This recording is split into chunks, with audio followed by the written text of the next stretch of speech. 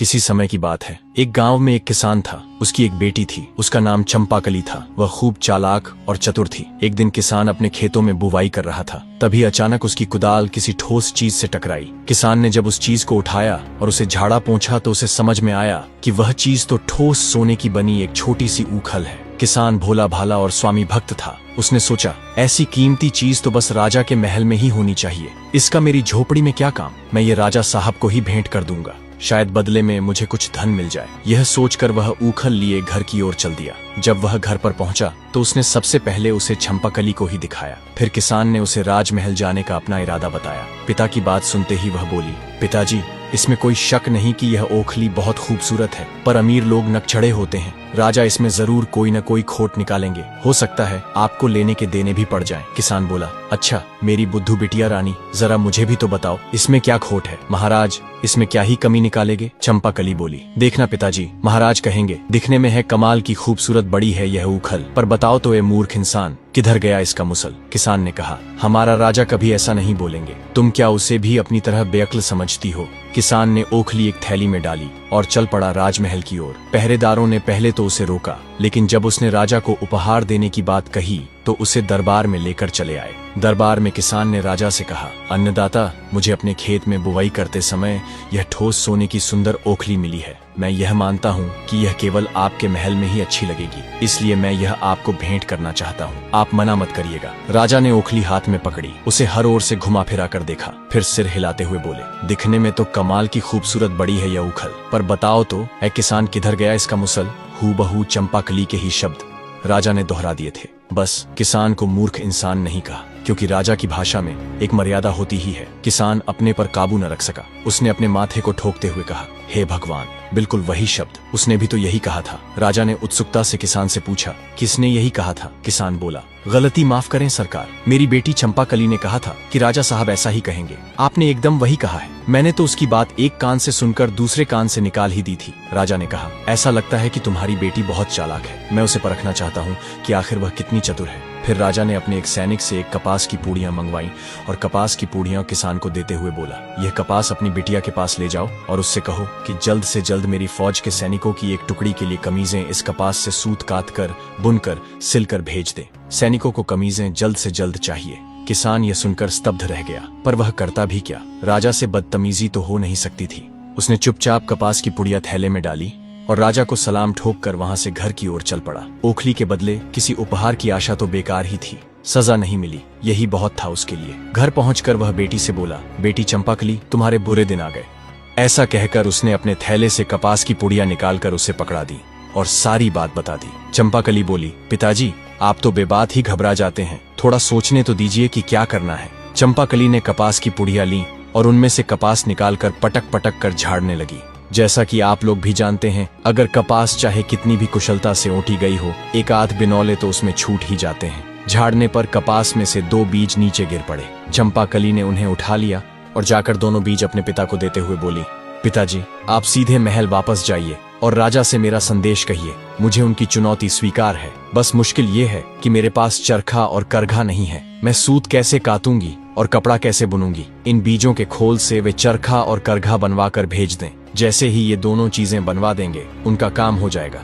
बेचारे किसान की राज दरबार में जाने की हिम्मत नहीं हो रही थी, पर चंपाकली उसके पीछे ही पड़ गई।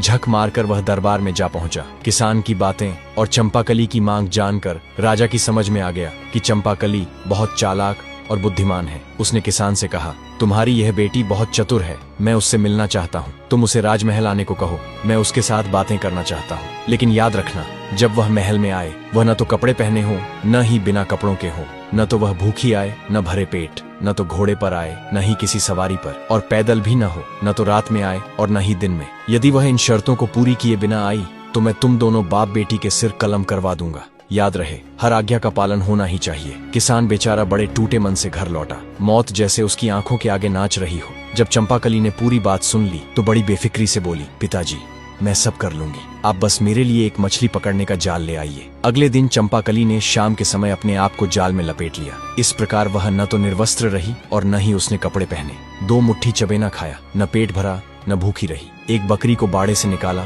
और उसकी पीठ पर एक गद्दी रखकर इस तरह बैठी कि एक पैर जमीन पर लगा रहे और एक ऊपर उठा रहे। इस प्रकार न वह सवारी पर थी, न घोड़े पर, और न ही पैदल जा रही थी। इसी रूप में वह शाम के समय में राजमहल पहुंच गई, जब न दिन था और न रात ढली थी। महल के पहरेदारों ने उसे पागल समझकर रोकना चाहा, पर जब उन्हें मालूम हुआ कि वह राजा के हुक्म से ही इस तरह आई है, तो उसे तुरंत भीतर तक पहुंचा दिया गया। राजा के दरबार पहुंचकर चंपाकली बोली, महाराज, आपकी आज्ञा के मुताबिक मैं आपके सामने हाजिर हो गई हूँ। चंपाकली को देखते ही राजा बेतहाशा हंस पड़े और बोले, चतुर चंपाकली, तुम तो बिल्कुल वैसी लड़की हो जिसकी मुझे तलाश थी। मैं तुमसे ही शादी करूंगा और तुम्हें अपनी रानी बनाऊंगा। बस एक शर्त जो तुम्हें माननी होगी कि तुम राज्य के मामलों में कभी दखल नहीं दोगी। बोलो, क्या तुम्हें मंजूर है? चंपाकली बोली, मैं जल्दी ही आपको इसका जवाब दे दूंगी।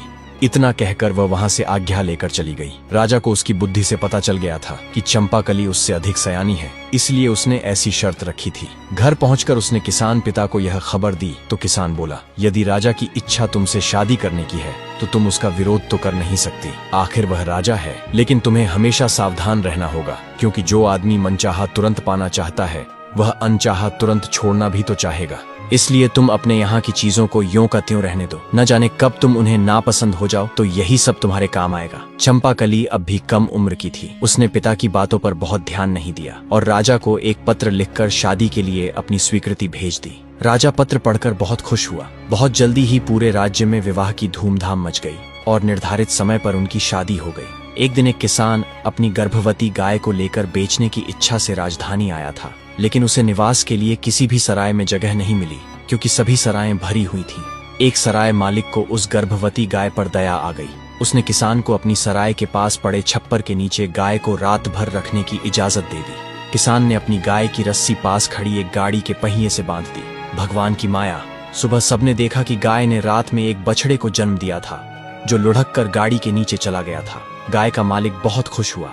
उसने अपनी गाय और बछड़े को संभाला और वापस घर जाने की तैयारी करने लगा। तभी गाड़ी का मालिक आया और कड़क कर बोला, खबरदार, जो बछड़े को ले जाने की कोशिश भी की। कल रात तुमने मेरी गाड़ी के पहिए से गाय बांधी थी, वह तुम्हारी है, पर बछड़ा मेरी गाड़ी के नीचे था, वह मेरा है।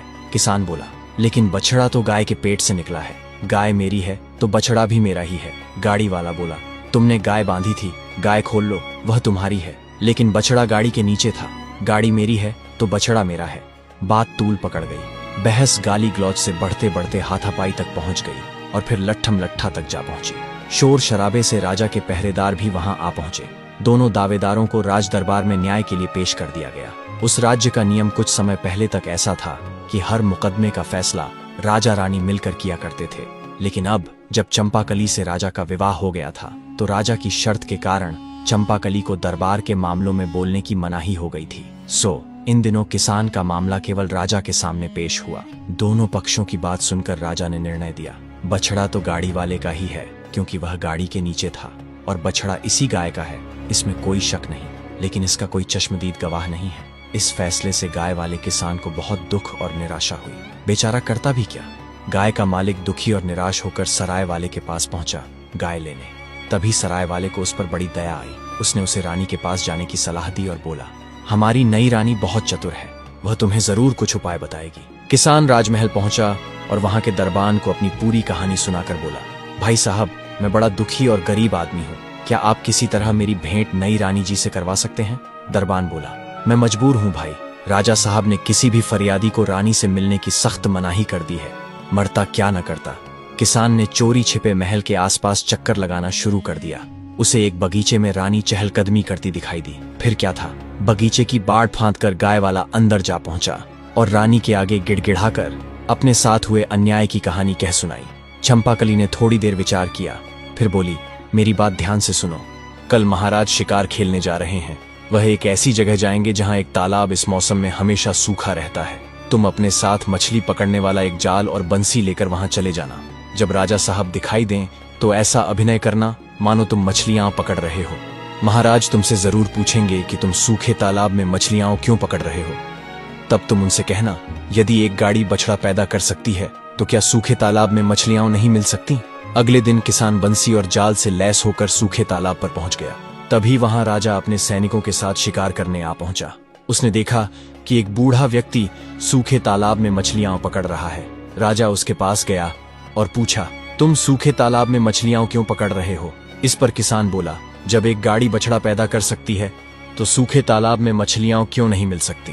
किसान का उत्तर सुनते ही राजा हैरानी में पड़ गया। वह किसान से जोर से बोले, ये तुम किसकी बोली बोल रहे हो? तुम तो ऐसा कभी सोच भी नहीं सकते। सच सच बताओ, क्या तुम रानी से मिले थे? किसान इनकार न कर सका। उसने तुरंत स्वीकार कर लिया कि ऐसा करने की सलाह उसे रानी से ही मिली थी। राजा ने तुरंत सिपाहियों से कहा, बछड़ा गाय के मालिक को दिलवा दो। महल लौटते ही उन्होंने चंपाकली को बुलाया और बोले, मैंने शादी के समय जो शर्त रखी थी तुमने उसे पूरा नहीं किया। तुमने मेरे किए फैसले का विरोध किया। तुम्हें राजकाज के मामलों में नहीं पड़ना चाहिए था। अब इस राजमहल में जो भी चीजें तुम्हें प्रिय हों उन्हें अपने साथ लेकर रात होने से पहले अपने गांव के घर लौट जाओ और एक किसान की बेटी की तरह ही सारी जिंदगी बिताओ। चंपाकली ने सिर झुकाकर जवाब दिया, जैसा आप चाहते हैं वैसा ही होगा महाराज। बस आपसे एक विनती है कि शाम के समय मुझसे जाने को न कहें। घर की लक्ष्मी को संध्या के समय घर से निकलने पर आपकी प्रजा में आपकी बदनामी होगी। राजा बोले, ठीक है, आज रात हम आखिरी बार एक साथ खाना खाएंगे, कल सुबह तुम चली जाना। चंपाकली बोली, ठीक है महाराज। अब चतुर चंपाकली रसोई में गई और रसोइये से तला भुना स्वादिष्ट और गृष्ट भोजन बनाने को कहा। भोजन के साथ पीने के लिए स्वादिष्ट और कीमती मदिरा भी मंगवाई। सुस्वादु भोजन अधिक खाया भी जाता है और उसके बाद आलस्य भी अधिक आता है। रात को जब राजा और चंपाकली ने साथ बैठकर भोजन किया तब राजा का मन पहले से ही व्याकुल था। ऊपर से उन्होंने अधिक मदिरा भी पी ली थी। कुछ ही क्षणों में मदिरा ने अपना प्रभाव दिखाया और जैसे जैसे भोजन समाप्त हुआ राजा आलस्य और नींद के ऐसे जाल में उलझ गए कि अंततः अपनी कुर्सी पर ही गहरी नींद में डूब गए। रानी चंपाकली ने तुरंत सेवकों को आदेश दिया, महाराज को कुर्सी समेत उठाओ और जैसा कहा जाए वैसा ही करो, बिना किसी नानुकुर के। अगर किसी ने टाल मटोल की तो उसे महल से बाहर कर दिया जाएगा। सेवकों ने रानी के आदेश का तत्काल ही पालन किया। चंपाकली महल से निकल पड़ी और राजधानी की गलियों से होती हुई देर रात अपने गांव पहुंच गई। घर के दरवाजे पर पहुंचकर उसने पुकारा, पिताजी दरवाजा खोलिए, आपकी बेटी लौट आई है। बेटी की आवाज सुनते ही वृद्ध पिता दौड़ते हुए खिड़की तक आए और बोले, इतनी रात गए आई है बेटी? मैंने तो पहले ही कहा था, ऐसे आदमी का कोई भरोसा नहीं। खैर, तुम्हारा कमरा आज भी वैसा का वैसा ही है, आ जाओ बेटी। चंपाकली बोली, पिताजी जल्दी दरवाजा खोलिए, बातें हम बाद में करेंगे। दरवाजा खुला तो किसान ने देखा कुछ सेवक राजा साहब को कुर्सी सहित उठाए खड़े हैं। चंपाकली ने राजा को अपने कमरे तक पहुंचाया, उनके जूते उतारकर उन्हें बिस्तर पर सुलाया, सेवकों को विदा किया और खुद भी उनके पास लेट गई। कुछ देर बाद राजा की नींद टूटी। शायद गांव का बिस्तर महल जितना मुलायम नहीं था। उन्होंने करवट बदली तो उन्हें एहसास हुआ कि उनकी पत्नी बगल में है। वे बोले, चंपाकली, मैंने तो तुम्हें अपने गांव लौट जाने को कहा था, तुम गई नहीं? चंपाकली ने शांत स्वर में उत्तर दिया, जी हाँ महाराज, लेकिन अभी तो सुबह नहीं हुई है, आप आराम से सो जाइए। राजा फिर सो गए। अगली सुबह उनकी नींद मुर्गे की बांग और बकरियों की मिमियाहट से खुली। खिड़की से सूरज की हल्की किरणें कमरे में आ रही थीं। राजा चौंक कर उठे और बोले, चंपाकली, मैं कहाँ पर हूँ? मैं यहाँ कैसे आया? राजा के मन में और भी बहुत सवाल दौड़ने लगे। चंपाकली मुस्कुराई और शांत स्वर में बोली, महाराज, आपने ही ने तो कहा था कि महल से जो वस्तुएं मुझे प्रिय हों उन्हें साथ ले जा सकती हूँ, और महल में मेरी सबसे प्यारी चीज आप ही है, इसीलिए मैं आपको अपने साथ यहाँ ले आई। अब मैं आपके साथ यहीं रहूंगी। राजा को अब सब समझ में आ गया। राजा जोर से हंसे और बोले, चंपाकली, एक बार फिर मैं तुम्हारी बुद्धि के आगे हार गया। इतना कहकर उन्होंने उसे गले से भर लिया। इसके बाद वे चंपाकली को लेकर महल लौटे। अब वे न केवल उसे अपनी पत्नी के रूप में मानते थे बल्कि दरबार में भी उसकी सलाह लेने लगे। चंपाकली हर दिन राजा के साथ राजकाज में सम्मिलित होती और उसकी चतुराई से राज्य में न्याय और सुख शांति बनी रही। तो दोस्तों, यह कहानी हमें यह सिखाती है कि यदि हमारे भीतर चतुराई, धैर्य और आत्मविश्वास हो तो हम जीवन की किसी भी कठिन परिस्थिति का बुद्धिमानी से समाधान निकालकर न केवल उससे उबर सकते हैं बल्कि सफलता भी प्राप्त कर सकते हैं। हमें उम्मीद है कि आपको हमारी हर कहानी की तरह ये कहानी भी पसंद आई होगी। ऐसी और भी कहानियां देखने के लिए हमारे चैनल को जरूर सब्सक्राइब करें। धन्यवाद।